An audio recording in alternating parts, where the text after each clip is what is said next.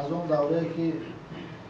تأسیس را ما قبول نمی‌کنیم با آخرین تغییر بالا که وارد شد سال 2003 الان 13 سال سپری شده است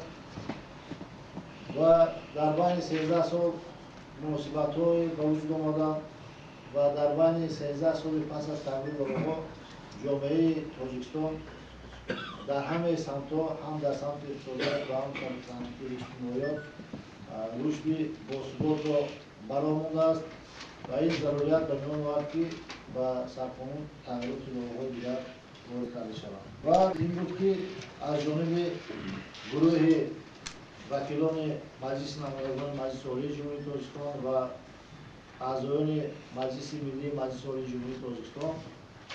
پیشنهاد درباره وارد کردن تغییر الگوها و کنستیتوسیون جمهوری تاجیکستان آماده کرده شد. این پیشنهاد ترتیب مقرر گردیده از جانب سود کنستیتوسیونی جمهوری تاجیکستان مورد بررسی قرار گرفته آن معقول دانسته شد و بعدا 10